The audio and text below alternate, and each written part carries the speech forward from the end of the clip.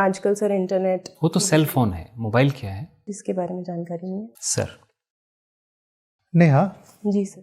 जंगल और वन दोनों एक ही होते हैं या दोनों अलग अलग होते हैं? सर दोनों अलग अलग होते हैं। अच्छा, क्या होता है अंतर इनमें? वैसे तो सर पर्यायवाची समझे जाता है, मगर वन सर हम खुद भी डेवलप कर सकते हैं। एक छोटे से एरिया को वन बोला जा सकता है, उसी का बड़ा प्रारूप जंगल है जो प्राकृतिक रूप से डेवलप होता है। अच्छा, तो सामान्यतः तो सदाबहार वन कहे जाते हैं, जंगल तो कहा नहीं जाता, और उससे बड़ा कोई वन होता नहीं है। जी। तो अभी आपने कहा कि छोटे वाले को वन कहते हैं, बड़े वाले को जंगल कहते हैं। सर जितनी मेरी समझ है सर, मेरे को यही पता है, मुझे यही पता कितने है। प्रकार के होते हैं वन? एक सदाबहार वन जो आप बता रहे हैं सर, उसके बाद सर उपोष्ण कटिबंधीय शुष्क वन होते हैं, फिर उपोष्ण कटिबंधीय आर्द्र वन होते हैं, उसी का ही सब पार्ट है बेसिकली ये।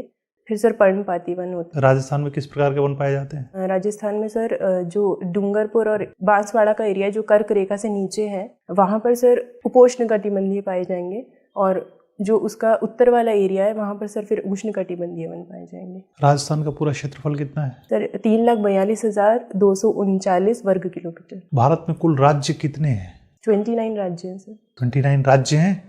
जी सर। और कितने केंद्र शासित प्रदेश हैं? सर 8 केंद्र शासित प्रदेश हैं। कौन कौन से हैं? सर जम्मू कश्मीर, लद्दाख, दिल्ली, पौंडीचेरी, दमन दीव और दादरा नगर को एक कर दिया है सर। इनकी राजधानी क्या है? सर अभी याद नहीं है सर। पौंडीचेरी की राजधानी क्या है? पौंडीचेरी है सर। पौंडीचेरी है। जी। अच्छा, कुछ केंद्र शासित प्रदेशों में मुख्यमंत्री हैं और कुछ में उपराज्यपाल होते हैं। जी। ऐसा क्यों? वहाँ राज्यपाल क्यों नहीं होते? उपराज्यपाल और राज्यपाल में क्या अंतर है? सर यूटी बेसिकली 2 तरीके के हैं हमारे केंद्र शासित प्रदेश, एक जिनके यहाँ पर विधानसभा है और जिनमें विधानसभा नहीं है। अब जो जम्मू कश्मीर और दिल्ली और पौंडीचेरी ऐसे हैं जिनमें विधानसभा है, और जहाँ नहीं है। तो किस आधार पर विधानसभा होता है या नहीं होता है?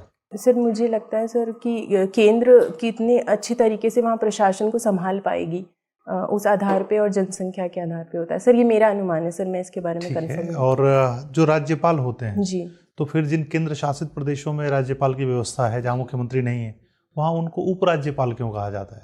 जब उप हुए हैं तो वहाँ के राज्यपाल कौन है? सर इसका आइडिया नहीं है, मगर सर मैं अनुमान लगा सकती हूँ सर एक, क्योंकि सर मुझे ऐसा लगता है कि जो कि केंद्र सरकार है वो वहाँ पर प्रशासन संभालती है, और उनके बिहाफ पे वहाँ पर वो उपराज्यपाल जो होते हैं वो संभालते हैं। और सर अगर राज्यों में राज्यपाल है तो सर सेम हम पद का नाम सेम नहीं रख सकते दोनों जगह, इस वजह से मुझे लगता है कि वहाँ पर उपराज्यपाल। जी सर। नेहा, ये बताएं कि 632 में इस्लाम का उदय हुआ और 80 साल बीतते बीतते 712 एडी में वो सऊदी अरब से इराक से ईरान, अफगानिस्तान होते हुए सिंध तक फैल गया। लेकिन उसके बाद 712 से लेके 1192 तक लगभग 500 साल से भी ज़्यादा, लगभग 580 साल लग गए हिंदुस्तान में उसे आने में। इतना समय क्यों लगा इस्लाम को भारत आने में? सर क्योंकि उत्तर पश्चिम का जो एरिया है सर, पहली बात तो वहाँ की भौगोलिक परिस्थिति ऐसी है कि वो आ नहीं पाए। दर्रे सर जो हैं 2-4 वगैरह। सिंध तक तो आ गए थे। जी सर, सिंध तक आ गए थे।